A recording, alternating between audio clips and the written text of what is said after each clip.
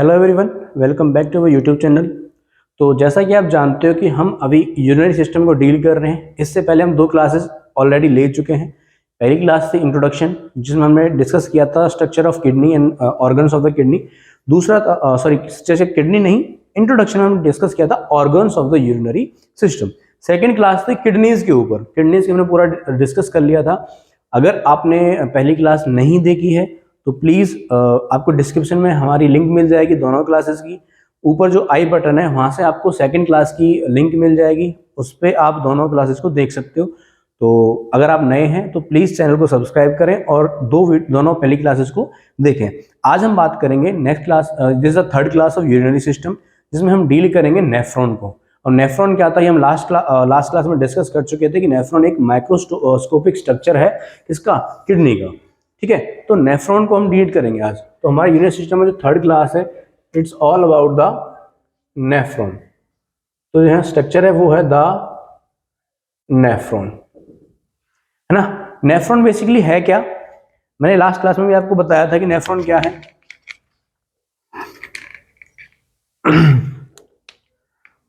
इस वीडियो को पॉज करो और मुझे बताओ कि जो नेफ्रॉन है उसको हम क्या बोलते हैं ना, जल्दी से बताओ। Nephron is the functional unit of the kidney.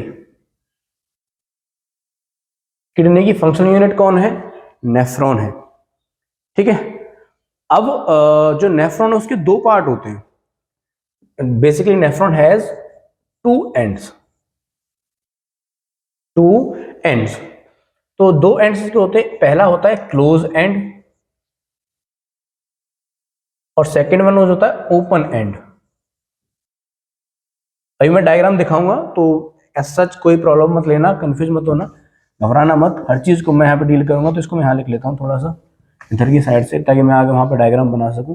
तो जो मेरा पहला एंड होता है वो होता है क्लोज्ड एंड, या फिर मैं बोलूं ब्लाइंड एंड। जो मेरा दूसरा पॉइंट है वो है ओपन एंड। ठीक है, जो क्लोज एंड होता है वो बना देता है ग्लोमेरुलस कैप्सूल। ये क्या फॉर्म करता है, ग्लोमेरुलस कैप्सूल, ग्लोमेरुलस कैप्सूल। और जो ओपन हैंड है उससे वो एम्प्टी होता है। मैं बोलूं इट फॉर्म कलेक्टिंग डक्ट, है ना। इट फॉर्म नहीं, it connect to collecting duct, collecting connect लिखते हैं, it connect to collecting duct. ठीक है, तो बेसिकली मैं आपको एक नेफ्रॉन बना के दिखा देता हूं।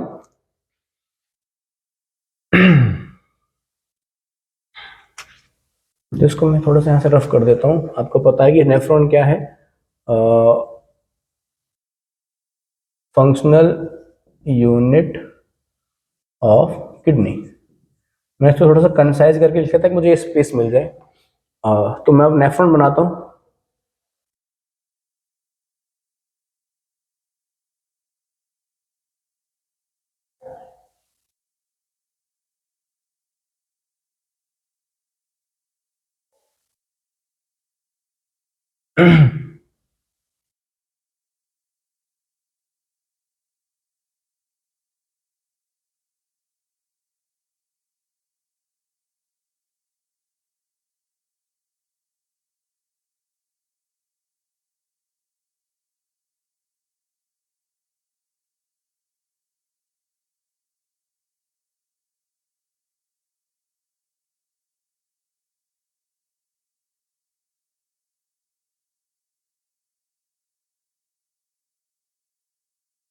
ठीक है, तो ये है नेफ्रॉन जिसकी हम बात कर रहे थे। इसको हम बोलते हैं माइक्रोस्कोपिक स्ट्रक्चर ऑफ किडनी या फिर फंक्शनल यूनिट ऑफ किडनी। तो उसने क्या कहा था कि नेफ्रॉन क्या है, फंक्शनल यूनिट ऑफ किडनी है। इसके 2 एंड होते हैं, पहला एंड ये और दूसरा एंड ये वाला पॉइंट जो इस लाइन से जुड़ा हुआ है ना। तो इसको मैं यहां लिख देता हूं कि ये क्या है। ये तो आपने नाम सुना हुआ है इसका, this is known as collecting, collective नहीं, कलेक्टिंग, कलेक्टिंग डक्ट। ठीक है, तो अभी हमने देखा कि 2 एंड थे, एक तक क्लोज एंड, ये देखो एक क्लोज एंड है, इसकी कहीं पे ओपनिंग नहीं है, ये पूरा का पूरा बंद है, इसलिए मैं इसको बोलते हैं क्लोज एंड या फिर ब्लाइंड एंड। ठीक है, दूसरा उसने कहा था कि ओपन एंड, ये वाला पॉइंट क्या है, ओपन है, देखो ये किसी में जाके खुल रहा है, और ये किसमें खुल रहा है, कलेक्टिंग डक्ट में। तो उसने वही बात बोली थी कि जो क्लोज एंड है वो क्या बनाता है, यहां पे लिख लो form, it form glomerulus capsule, और जो ओपन एंड वो कनेक्ट हो जाता है कलेक्टिंग डक्ट से। तो जो ये ग्लोमेरुलस, ये जो एरिया है, इस ये पूरा जो ऐसे ऐसे कप शेप में बना हुआ है, this is known as glomerulus capsule. क्या कहलाता है ये, ग्लोमेरुलस कैप्सूल। किसने बनाया, क्लोज एंड ने बनाया। ठीक है, और नेक्स्ट क्या था हमारा, ओपन एंड, ये वाला पॉइंट जो किस में कनेक्ट हो रहा है, आपका कलेक्टिंग डक्ट में कनेक्ट हो रहा है। ठीक है, तो इन दोनों को पॉइंट को मैं हटा देता हूं। ठीक है, ये था हमारा क्या, नेफ्रॉन। व्हाट इज नेफ्रॉन, एक फंक्शनल यूनिट है किडनी की, जिसके दो एंड हैं, close and and open and. Close and बनाता है ग्लोमेरुलर कैप्सूल, और जो ओपन एंड वो बनाता है कलेक्टिंग डक्ट। अब इस वाले पॉइंट की अगर मैं जिक्र करूं तो मैं इसको ग्लोमेरुलर कैप्सूल बोल क्यों रहा हूं, है ना, तो मैं इस वाले पॉइंट को यहां से हटा देता हूं। अब हम इसकी चर्चा कर लेते हैं कि जो ग्लोमेरुलर कैप्सूल है, मैं उसको कैप्सूल क्यों बोल रहा हूं, कुछ तो ऐसा होगा ना। पहली बात तो ये कैसा है, कप शेप्ड है। क्या है, एक कप शेप जैसा है, कप जैसा है ना। अब कप में क्या होता है, कोई भी चीज आप डालते हो, कोई भी चीज आप रखते हो, तो जो कैप्सूल है यहाँ पे, अगर ऐसे याद नहीं होता है कि कप में कोई चीज याद, कुछ चीज हम डालते कुछ रखते हैं, तो अगर वो आपको याद करने में थोड़ा सा इजी नहीं लग रहा है, तो आप कैप्सूल से याद कर सकते हो, है ना। मेरे पास हम कैप्सूल लेते हैं मेडिसिन में, तो कैप्सूल कैसे होता है, एक पोर्शन ये है कैप्सूल का, और एक पोर्शन इधर है। जब आप इसे खोलते हो तो इसके अंदर क्या होती है, पाउडर टाइप में दवाई होती है ना, यानी कि इस कैप्सूल के अंदर कुछ ना कुछ चीज है। तो सेम यहां पर है कि जो ये अगर ये कैप्सूल है तो इसके अंदर कुछ ना कुछ होगा। तो इसको कैप्सूल इसलिए बोल रहे हैं क्योंकि पहली बात तो एक कप शेप है, और दूसरा क्या करता है, इट कंटेन, इसके अंदर क्या होता है, ग्लोमेरुलस। क्या होता है, ग्लोमेरुलस। अब आपके सामने एक नया वर्ड आ गया, ग्लोमेरुलस। ये ग्लोमेरुलस क्या बीमारी है, तो अभी इसको देख लेते हैं। आई होप आपको इतना समझ में आ गया होगा, डायग्राम इतना समझ में आ गया होगा। ठीक है, तो मैं ग्लोमेरुलस को एक्सप्लेन कर रहा हूं और इसको यहां से रफ कर रहा हूं।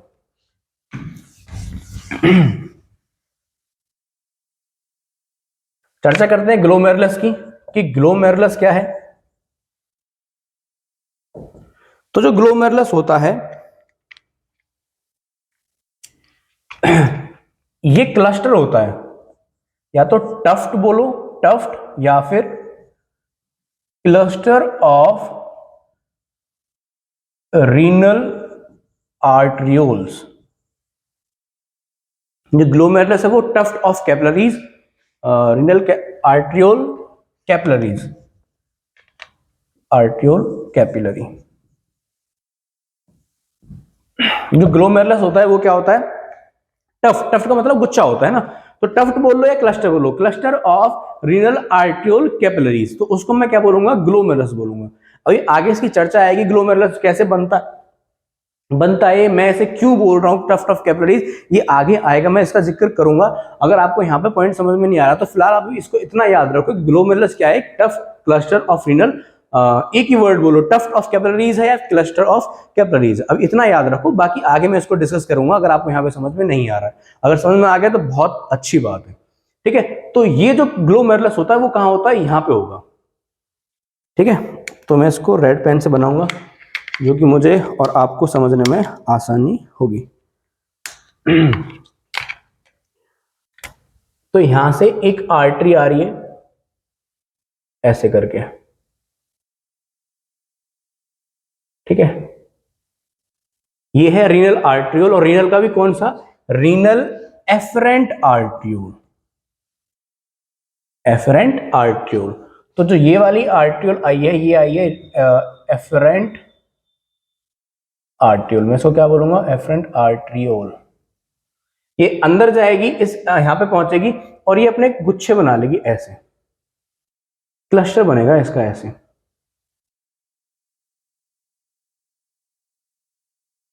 ठीक है, और ये यहां से इस साइड से एग्जिट हो जाएगी यहां से ऐसे, लेकिन यहां से जो एग्जिट होगी, इसका जो साइज रहेगा वो थोड़ा सा नैरो रहेगा। अगर आप देख पा रहे हो तो ये वाली मैंने थोड़ी सी चौड़ी बनाई है, ये थोड़ी सी पतली बनाई है। क्यों बनाई? क्योंकि इसका नेचर ऐसा होता है। तो जो एफरेंट, ये वाली एफरेंट आर्ट्रियोल है और इसको मैं बोलूंगा इफरेंट आर्ट्रियोल, इफरेंट आर्ट्रियोल। ठीक है, अब आपको ये पॉइंट समझ में नहीं आ रहा होगा कि एफरेंट आर्ट्रियोल कहां से आ गई, इफरेंट आर्ट्रियोल कहां से आ गई। तो यहां पे एक पॉइंट लिख लो, blood supply to the kidney, blood supply. तो जो ब्लड सप्लाई होता है, अगर मैं बात करूं आर्टीरियल ब्लड, यानी कि जो ऑक्सीजनेटेड ब्लड है वो किडनी को कौन देता है? तो वो देती है रीनल वेन। कौन देती है? रीनल वेन नहीं, रीनल आर्टरी। वेन तो डिसऑर्डर करेगी, रीनल आर्टरी। और अगर मैं बात करूं इसके वीनस ड्रेनेज का, अगर मैं बात करूं वीनस ड्रेनेज का, तो वीनस जो ड्रेनेज होता है, यहां पर लिख रहा हूं मैं VNOUS, वीनस ड्रेनेज, यानी कि यहां से डीऑक्सीजनेटेड ब्लड को कौन उठाएगा? तो वो उठाती है आपकी रीनल वेन। ठीक है, तो इससे पहली वाली क्लास में मैंने आपको हीलियम पढ़ाया था। तो जैसे ही हीलियम से, जैसे ही मेरी रीनल आर्टरी हीलियम से एंटर होगी किडनी में, तो आगे जाके डिवाइड हो जाएगी स्मॉल ब्रांचेस में। आर्टरी डिवाइड होगी ये आर्ट्रियोल्स में, आर्ट्रियोल्स, और आर्ट्रियोल से जन्म होगा एफरेंट आर्ट्रियोल का, एफरेंट आर्ट्रियोल। और ये आर्ट्रियोल जन्म, इससे जन्म होगा कैपिलरीज का, इसका कैपिलरीज। और ये कैपिलरीज क्या है, किसमें है? क्लस्टर में है, क्लस्टर ऑफ कैपिलरीज, जिसको मैं क्या बोल रहा हूं? ग्लोमेरुलस बोल रहा हूं। तो जो ये गुच्छा यहां पे रखा हुआ है, इस गुच्छे को मैं बोलूंगा ग्लोमेरुलस, ग्लोमेरुलस, ये वाला tuft cluster of renal arterioles. ये जो गुच्छा इसके अंदर रखा है कैप्सूल के अंदर, ये कहलाता है ग्लोमेरुलस। जिसके अंदर रखा है, जिस कैप्सूल के अंदर रखा है, वो कहलाता है ग्लोमेरुलस कैप्सूल। इतना समझ में आया? बहुत खूब। अब आप देख रहे हो कि जो ये टफ्ट है, इसके बीच में स्पेस है, ये वाला स्पेस, ये रहा, ये रहा, ये रहा, ये रहा, ये रहा, ये रहा, ये रहा, ये रहा। इन स्पेस में कुछ सेल्स प्रेजेंट होते हैं जिनका नाम होता है mesangial cell, MESAN, mesangial cells. और जो मैसेंजियल सेल्स होती हैं फैगोसाइटिक होती हैं। क्या होती हैं? फैगोसाइटिक, यानी कि ये मैक्रोफेजेस सेल्स होती हैं जो हमारी किडनी को किसी भी बैक्टीरियल इन्फेक्शन, किसी भी टाइप के इन्फेक्शन से प्रिवेंट करती हैं। जैसे यहाँ पे कोई इन्फेक्शन आएगा ब्लड के थ्रू, तो ये मैसेंजियल सेल्स इनको इनगल्फ कर लेगी, खा जाएंगे, और हमें किसी भी डिजीज, हमारी किडनी को किसी भी डिजीज से बचा लेंगे। ठीक है, तो आई होप इतना स्ट्रक्चर आपको समझ में आ गया होगा। ग्लोमेरुलस समझ में आ गया होगा, कैसे बनता है टफ्ट ऑफ क्लस्ट्री, कैसे बनता है वो तो मैं अभी बताऊंगा। बाकी फिलहाल आपको ये समझ में आ गया कि क्या है, cluster of renal efferent arterioles है। ठीक है, ये एफरेंट आर्टरी आगे जाके ब्रांचेस में डिवाइड हो जाएगी, और जब यहाँ से निकलेगी तो एक इफरेंट आर्ट्रियोल में निकलेगी। अब एक चीज और ध्यान रखना कि जो एफरेंट आर्ट्रियोल है, हालांकि मैं इसका जिक्र आगे भी करूंगा, बट आप मैं चाहता हूँ कि आप ध्यान रखो कि एफरेंट आर्ट्रियोल्स लार्जर होती हैं डायमीटर में as compare to efferent arteriole. क्यों होती है आगे डिस्कस करेंगे। आई होप आपको इतना समझ में आ गया होगा। तो आगे चलते हैं। ये ग्लोमेरुलस कैप्सूल हुआ तो नेफ्रॉन के आगे मैं और थोड़ी चर्चा करता हूं।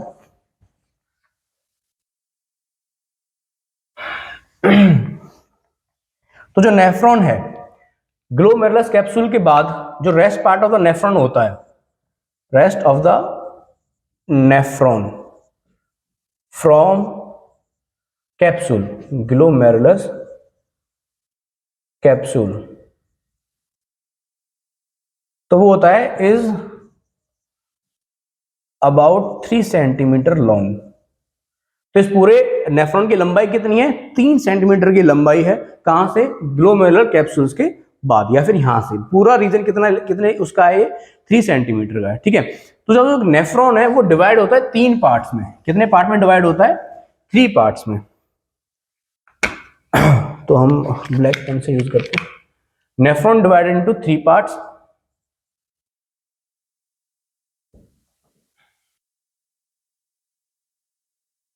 पहला पार्ट है प्रॉक्सिमल कॉन्वुलेटेड ट्यूब्यूल, जिसको मैं बोलूंगा शॉर्ट फॉर्म में PCT। दूसरा होता है मेडुलरी लूप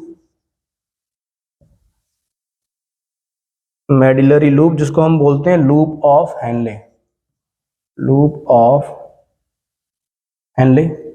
थर्ड पॉइंट, इसको मैं बोलूंगा डिस्टल कॉन्वुलेटेड ट्यूब्यूल, और इसको मैं बोलता हूं DCT। और इसके बाद आता है, इसके बाद क्या आता है, जो डिस्टल DCT वाला पॉइंट है, यही लीड करता है, लीड्स टू कलेक्टिंग डक्ट। ठीक है, तो इन तीनों पार्ट्स को मैं आपको नेफ्रॉन के ऊपर दिखाता हूं कहां कहां पर है। तो अब यहां पे मैंने एक वर्ड यूज किया है, एक तो प्रोक्सिमल आया और एक आया डिस्टल। तो प्रोक्सिमल का मतलब होता है पास, जो कैप्सूल के, इस ग्लोमेरुलर कैप्सूल के पास रहेगा, है ना, उसको मैं बोलूंगा प्रोक्सिमल, और जो इससे दूर रहेगा उसको बोलूंगा डिस्टल। तो इसको ऐसे याद रखना, प्रोक्सिमल में पी का मतलब पास, डिस्टल का डी का मतलब दूर। तो अगर कोई भी चीज किसी चीज से दूर होगी तो वो डिस्टल कहलाएगी, अगर वो इस चीज के पास होगी तो प्रोक्सिमल कहलाएगी। ठीक है, तो ये मेरा ग्लोमेरुलर कैप्सूल हुआ, इसके पास वाला जो रीजन रहेगा, ये वाला रीजन जो रहेगा, ये मेरा कहलाएगा PCT। ठीक है, नेक्स्ट बात करते हैं दूसरे पार्ट की। एक लूप देखो, ये लूप बन रहा है यू शेप में, तो इस वाले पूरे लूप को मैं बोलूंगा LOH, यानी कि लूप ऑफ हेनले। ठीक है, अब आप देख रहे हो कि ये वाला जो रीजन है ये कैप्सूल से दूर है ना, तो ये मेरा कहलाएगा DCT। PCT का मतलब proximal convoluted tubule, loop of Henley का मतलब मेडुलरी लूप, और DCT का मतलब होता है डिस्टल कॉन्वोल्यूटेड ट्यूब्यूल। समझ में आया? आई होप आपको ये स्ट्रक्चर समझ में आ गया होगा, जिसमें आपने पढ़े proximal convoluted tubule, medullary loop और distal convoluted tubule, PCT, LOH यानी कि loop of Henle and DCT। और उसके बाद किसमें कनेक्ट हो जाता है, कलेक्टिंग डक्ट में खाली हो जाता है। ठीक है, अब इसके बाद पढ़ते हैं कि जो ये मेरा ग्लोमेरुलस था ये बना कैसे, है ना। तो मैं ग्लोमेरुलस को बताता हूं आपको ग्लोमेरुलस कैसे बनेगा।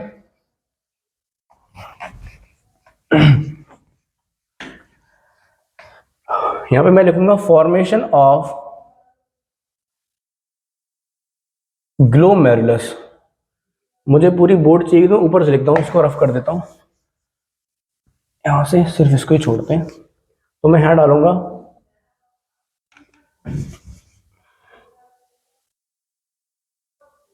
Formation of glomerulus. तो ग्लोमेरुलस किससे बना, मैंने जिक्र किया था कि जैसे ही रीनल आर्टरी एंटर होगी किसके अंदर, हीलियम के अंदर, जैसे ही रीनल आर्टरी हीलियम से कहां आएगी, किडनी के अंदर, तो मैं लिखूंगा रीनल,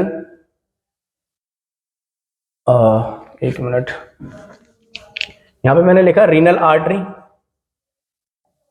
कहां पे होगी ये, हीलियम से जाएगी किडनी के अंदर,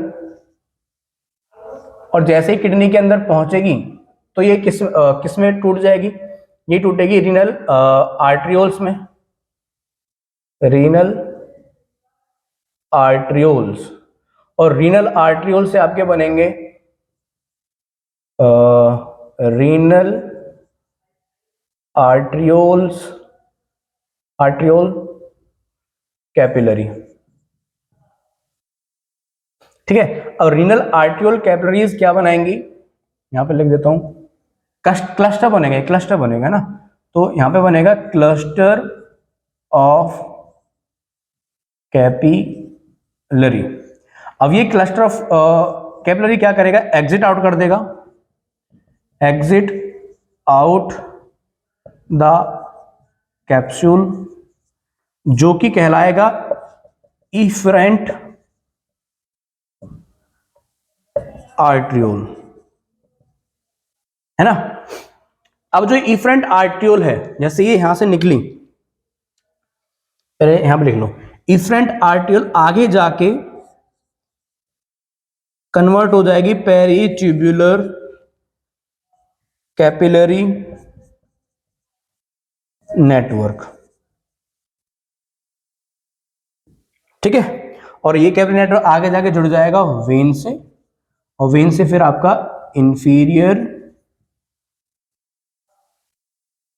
वेना केवा। ठीक है, तो इस चीज को थोड़ा सा समझ लो कि कैसे कैसे बनेगा। मैंने आपको जिक्र किया था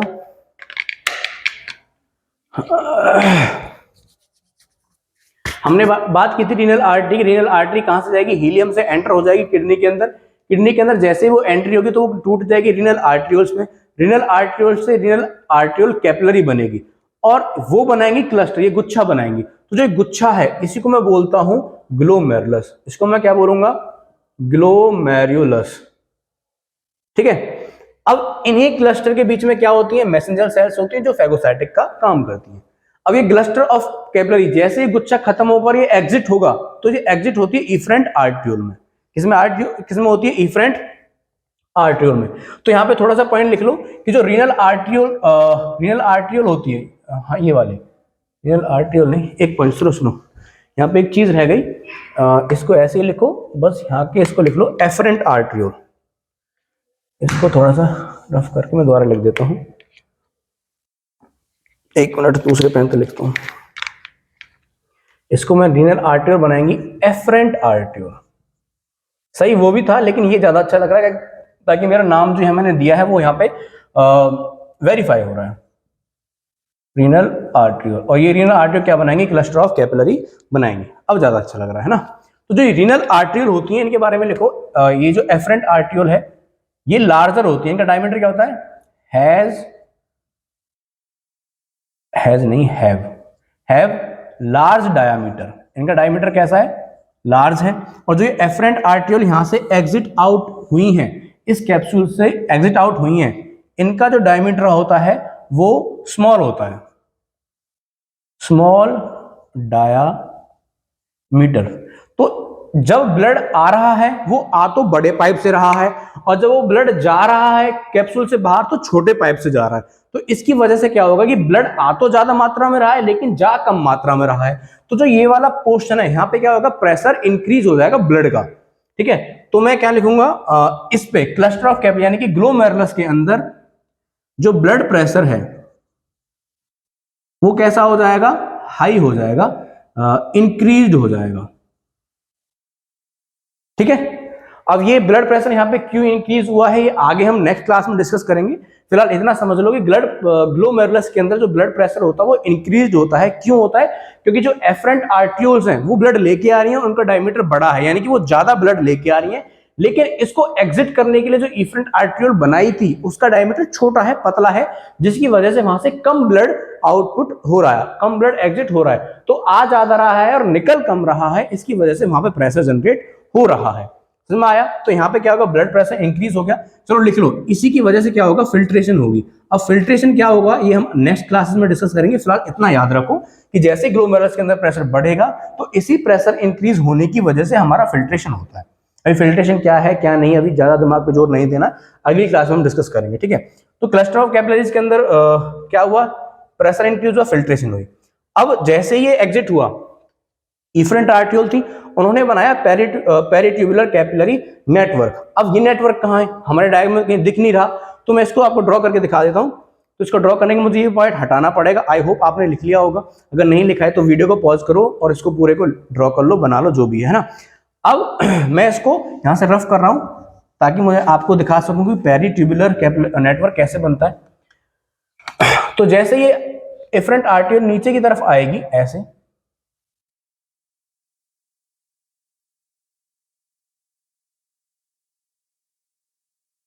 तो ये क्या करेगी, ट्यूब्यूल्स के चारों तरफ राउंड लेगी।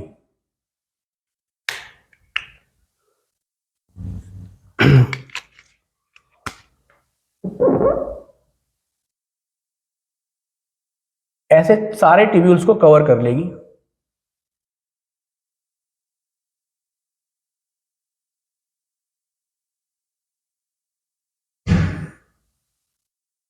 ठीक है, तो जी ये जो इफरेंट आके सारे ट्यूब्यूल्स के चारों तरफ कवर कर रही है, इसी को मैं बोलूंगा पेरिट्यूबुलर कैपिलरी नेटवर्क। अगर ये आपको यहाँ पे समझ में नहीं आ रहा है तो आपको स्क्रीन पे एक इमेज दिख रही होगी जिसके अंदर ये पेरिट्यूबुलर कैपिलरीज आपको आसानी से दिख पा रही होंगी। तो 2 सेकंड का टाइम लो, आप इस इमेज को देख लो। ठीक है, चलें अब नेक्स्ट चलते हैं। तो पेरिट्यूबुलर कैपिलरी नेटवर्क देखा, वो जुड़ जाएंगे वेन में और वो ब्लड को खाली कर देंगे इन्फीरियर वेना कावा में और ये चला जाएगा हार्ट के पास। ठीक है, तो ये पूरा स्ट्रक्चर था नेफ्रॉन के बारे में। नेफ्रॉन के बारे में हमने पढ़ा, नेफ्रॉन एक हमारा फंक्शनल यूनिट है किसकी, किडनी की। इसके दो एंड्स होते हैं, क्लोज और ब्लाइंड एंड। क्लोज एंड बनाता है ग्लोमेरुलर कैप्सूल और ओपन एंड बनाता है कलेक्टिंग डक्ट से जुड़ जाता है।